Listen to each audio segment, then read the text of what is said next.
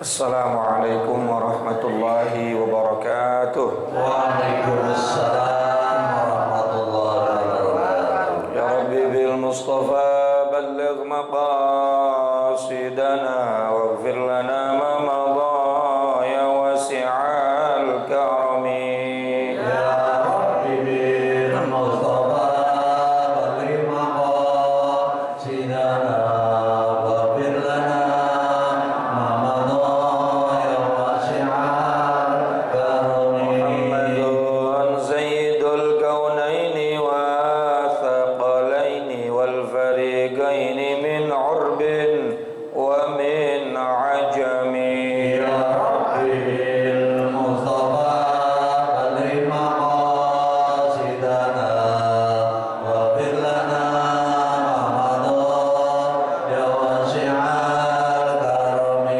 نبينا الأمير النهي فلا أحد أبر في قول لا منه ولا نعم.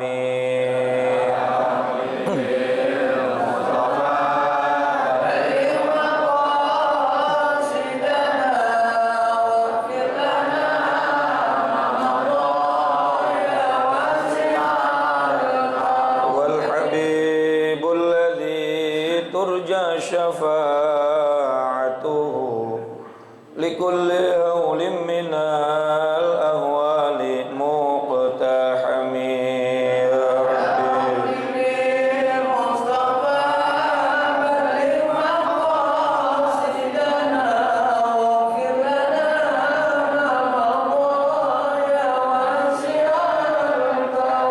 اللهم صل وسلم. الحمد لله وكفى والصلاة والسلام على عباده الذين اصطفى سيدنا ومولانا محمد وعلى آله وأصحابه أهل الصدق والوفاء. أما بعد. Yang saya muliakan dan sama-sama kita hormati guru-guru kita, Kiai Haji Dr. Andes Muhammad Ja'far, Kiai Haji Ahmad Habibi Abdul Rashid Ramli, Kiai Haji Zulfa Mustafa Muqarrab bin Yusuf. Kita doakan beliau semuanya sehat afiat, panjang umur dalam keberkahan dunia dan akhirat. Pengurus Majelis Ta'lim Ukhuwah Islamiyah Ustaz Haji Basrain, Ustaz Hadi Muhammad Tahir, pengurus Masjid Nurul Hidayah Bapak Haji Edi Syamsuddin dan seluruh jajaran pengurusnya, serta seluruh para jamaah Bapak Ibu dan saudara-saudaraku yang dimuliakan Allah Subhanahu wa taala. Tanpa berpanjang kalam, mari sama kita lanjutkan pembahasan kita. Namun sebelumnya kita baca suratul Fatihah. Mudah-mudahan Allah memberikan kita ilmu manfaat. Duduknya kita di masjid ini, di majelis ini, Allah jadikan sebagai sebab wasilah turunnya rahmat dan ampunan buat kita semua, sehingga yang hadir tidaklah bangkit dari tempat duduknya kecuali dosa-dosa kita diampuni oleh Allah Subhanahu wa taala. As'alukal ijabah wa ila hadratin Nabiyil Mustafa Sayyidina wa Habibina wa Syafi'ina wa Maulana Muhammadin sallallahu alaihi wa alihi wa sahbihi wa sallam wa ala alihi wa azwajihi wa dhurriyyati wa ali baitil kiram, wa khususan li hadrati muallif hadzal kitab Sayyidi Syekh Zainuddin bin Ali al-Malibari al-Fannani, Sayyidi Syekh Nawawi bin Umar al-Jawi al-Bandani, wa usulihim wa furu'ihim wa dhul huquqi alaihim ajma'in. Anna Allah yu'idu rijatihim fil jannah wa yu'idu alaina min barakatihim wa asrarihim wa anwarihim wa ulumihim wa nafahatihim fid dini wad dunya wal akhirah. وإلى أرواح والدينا وآبائنا وجميع المسلمين والمسلمات والمؤمنين والمؤمنات الأحياء منهم والأموات وإلى حضرة النبي الفاتحة. أعوذ بالله من الشيطان الرجيم. بسم الله الرحمن الرحيم. الحمد لله رب العالمين الرحمن الرحيم مالك يوم الدين. إياك نعبد وإياك نستعين. اهدنا الصراط المستقيم صراط الذين أنعمت عليهم غير المغضوب عليهم ولا الضالين. رب اغفر لي ولوالدي. بسم الله الرحمن الرحيم. قال المصنف رحمه الله تعالى ونفعنا بعلومه وأمدنا بأسراره في الدارين آمين. Kita Kita lanjutkan dalam pembahasan halaman 63, bahwa di antara cabang iman yang ke-57 adalah memiliki akhlakul karimah, budi pekerti yang baik. Dan di antara budi pekerti yang baik, orang tersebut memiliki sifat syafiqan. Syafiq, senantiasa memiliki belas kasihan kepada sesama manusia. Itu termasuk akhlak. Punya rasa rahmat kepada sesama manusia, sesama makhluknya Allah. Sebagaimana Rasulullah sallallahu alaihi wasallam, azizun alaihi ma anittum harisun alaikum bil mu'minina raufur rahim. Subhanallah. Azizun alaihi ma anittum. Ya Allah, Nabi Muhammad itu berat sekali perasaannya mikirin kita. Tiap hari berat perasaannya, bukan mikirin dirinya, bukan mikirin istrinya, anaknya, tapi yang dipikirin umatnya. Sampai-sampai Rasulullah saat mendapatkan ayat wala sawfa yu'tika rabbuka fatarda, minta sama Allah Subhanahu wa taala, wahai Muhammad, apapun yang kau inginkan sampai kamu puas. Fatarda, sampai kamu puas. Ya, yu'tika, maka Allah akan kasih apapun yang kamu inginkan. Tapi Rasulullah sallallahu alaihi wasallam saat mendapatkan penawaran seperti itu, beliau enggak minta apa-apa yang dia inginkan untuk pribadinya. Tapi beliau berkata, "Idzan, kalau begitu, walan arda, aku tidak akan pernah puas, wa wahidun min ummati finnar, sementara masih ada satu umatku yang tergelincir ke dalam api neraka." Nih, kira-kira paham gak maksudnya, Pak? Jadi Nabi ditawarin minta apa aja sampai puas. Kalau kita yang ditawarin kayak begitu, kita minta apa? Dunia semuanya buat saya deh. Jabatan yang paling tinggi buat saya. Apa aja buat saya dah. Tapi Nabi saat diminta seperti itu, ditawarkan kayak begitu, cuma satu yang beliau minta, saya nggak akan pernah puas kalau masih ada satu umat saya yang masuk neraka. Berarti permintaan Nabi, mafhum mukhalafahnya begitu. Permintaannya beliau adalah semoga semua umat saya itu masuk ke dalam surga. Itu yang bikin Nabi puas. Sampai-sampai beliau kasih garansi sama kita semua, kullu ummati yadkhulunal jannah illa man aba. Semua umatku aku pastikan masuk surga. Itu garansi Nabi.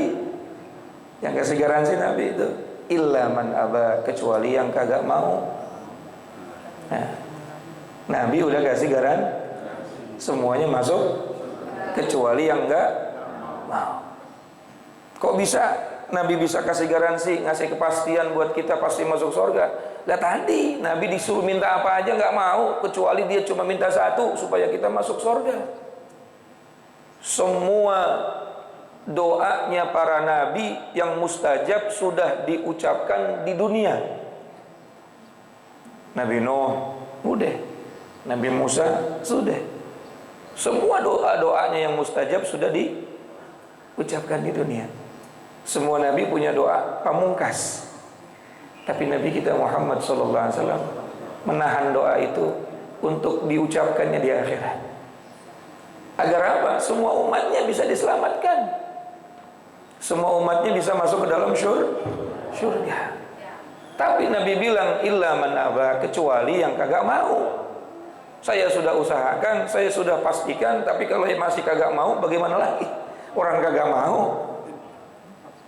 Sahabat bingung nih, emang ada yang gak mau masuk surga? Maka Nabi menjawab, man ata'ani dakhalal jannah. Siapa orang yang taat kepadaku, dia pasti, aku pastikan masuk ke dalam surga. wa man 'asani faqad aba. Dan orang yang ingkar kepadaku, dialah orang yang kagak mau.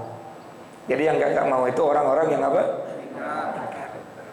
Jadi gampang, Pak. Tugas kita itu walaupun belum sempurna melaksanakan perintah, yang penting jangan ingkar.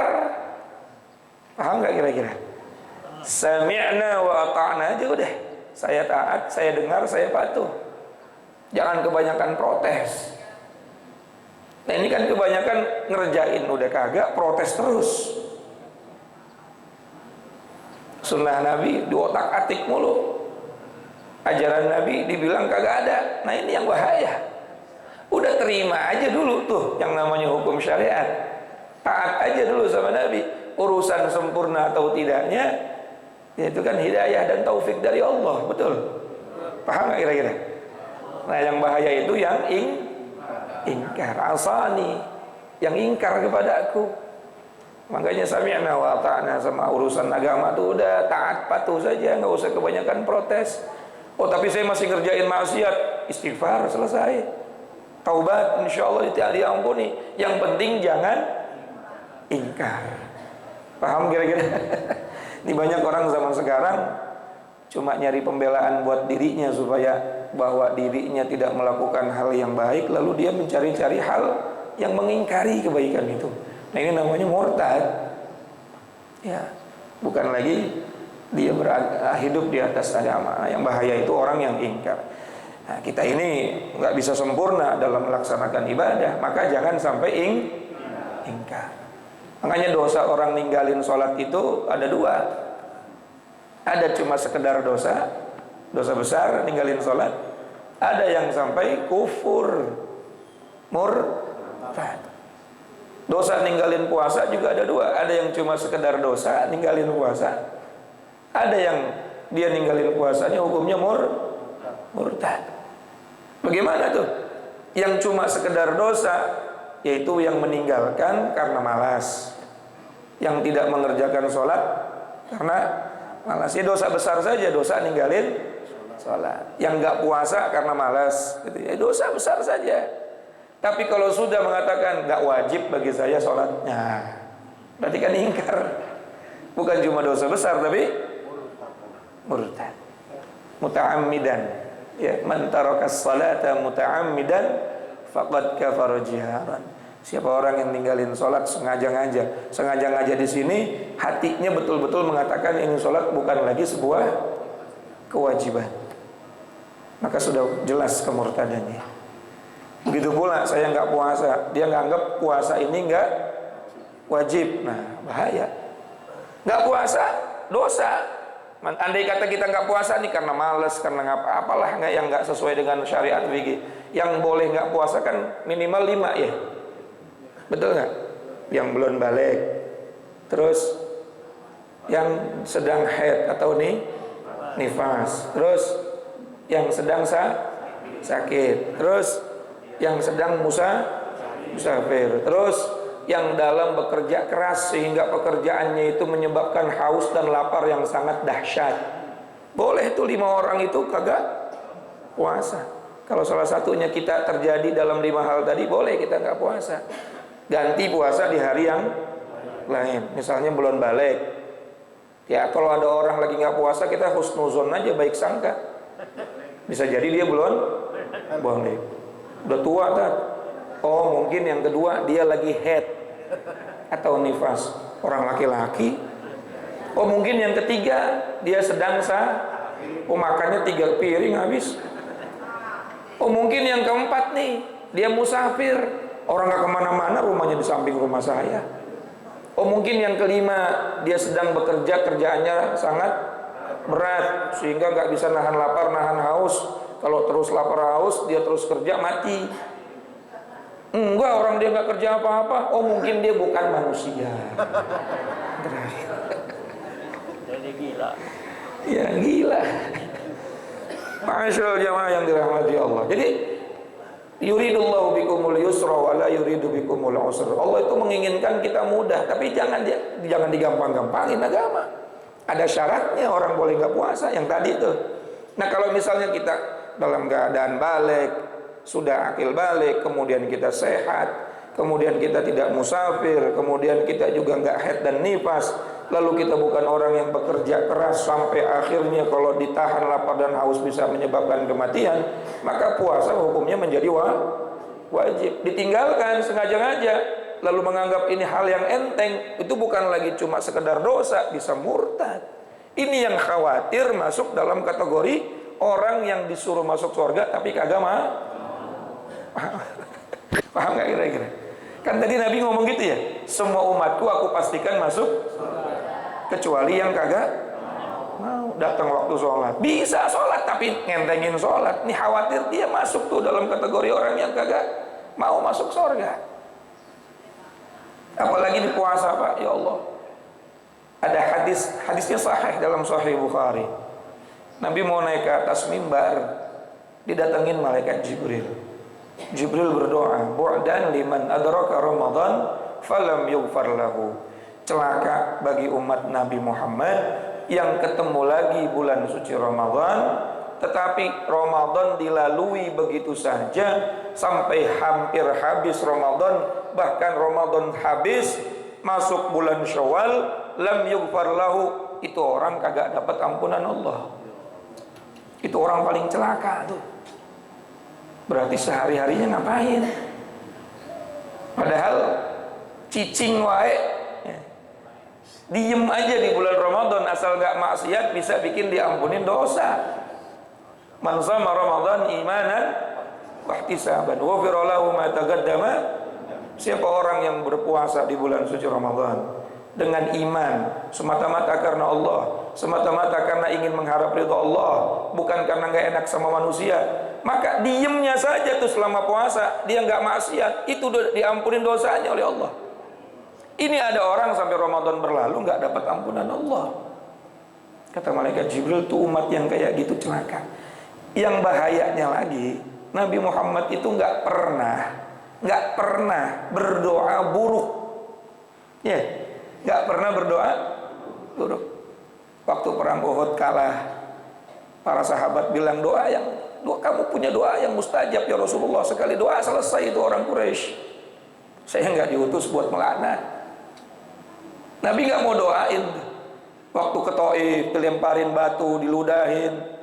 Ya Allah, berdarah Rasulullah, para malaikat penunggu gunung pada turun, minta izin supaya gunung dicabut, dilemparin kepada penduduk Taif. Ditahan sama Nabi, jangan. Bahkan didoain dengan doa baik, Allahumma hdi qaumi fa innahum la ya'lamun. Enggak pernah berdoa buruk, yang didoain baik-baik. Tapi khusus buat orang-orang yang nyia-nyiain Ramadan, Nabi setuju sama doanya Jibril. Didoakan oleh Rasulullah, amin. Yang doain malaikat Jibril, yang ngaminin Masya Allah. Berarti taat aja, udah taat. Andai kita nggak sanggup, jangan sampai ingkar. Biqadri mastata'na. Kita ibadah sesuai kadar kemampuan kita. Allah juga nggak maksa-maksain kok, betul. Tadi kan katanya kalau dia sakit jangan puasa, ya, boleh nggak puasa. Kalau dia musafir boleh nggak puasa. Kalau dia kerja berat boleh nggak puasa. Yang penting jangan ingkar itu. Jangan qaulu sami'na wa asaina. Saya dengar tapi saya ingkar. Qaulu sami'na wa ata'na. Nah, ini akhlak juga termasuknya. Ma'asyiral jamaah yang dirahmati Allah. Makanya alhamdulillah subuh-subuh ya Allah, ibu-ibu udah begadang. Masak dari jam 2. Ukhuwah Islamiyah lanjut terus. Padahal saya tahu tuh diganjel tuh itunya tuh. Matanya diganjel. Mau ganjel pakai kopi nggak boleh. Ya, alhamdulillah, mudah-mudahan ini cara kita untuk bikin Nabi Muhammad bangga. Ya, bagaimana cara kita bikin Nabi Muhammad bangga? Ya, hidupkan apa yang jadi ajarannya baginda Nabi Muhammad SAW. Dan ajaran baginda Nabi Muhammad yang paling dicintai oleh beliau adalah ta'lim wal muta'allim, belajar dan mengajar. May yuridillahu bihi khairan yufaqqih fiddin. Siapa orang yang dikehendaki baik oleh Allah, maka Allah akan memudahkan dia untuk memahami agama. Nih, mindset kita coba kita rubah. Kalau pengen tahu Gak usah nilai orang ya, kita nilai diri sendiri deh. Kalau pengen tahu kita ini dikehendaki baik atau tidak sama Allah, gampang. Fokus kita kepada ilmu agama itu bagaimana? Ya. Bukan dilihat dari berapa banyak harta kita. Allah pengen menghendaki orang ini baik, maka dikasih harta yang banyak. Bukan. Allah ingin menghendaki orang ini baik dunia dan akhirat, maka dikasih jabatan yang tinggi. Tidak. Kalau begitu Fir'aun, Qorun itu kan duitnya banyak ya. Tapi ketika Allah menghendaki hambanya menjadi baik dunia dan akhirat, yufaqih fiddin, Allah gampangin dia untuk memahami ilmu agama. Dan pemahaman agama itu nggak mungkin kita bisa dapatkan kecuali di majelis taklim. Betul nggak? Man salaka yaltamisu fi ilman sahalallahu lahu tariqan ilal jannah. Siapa orang yang gampangin kakinya datang ke majelis-majelis ilmu, maka Allah akan gampangin jalannya menuju surga. Surga itu jauh, panjang. Betul. Surga itu panjang jalannya, dimulai dari mati dulu. Makanya kalau orang pengen masuk surga enggak? Mati udah pasti. Ya mau cepat mau lambat semua orang pasti mati. Itu pintu pertama tuh.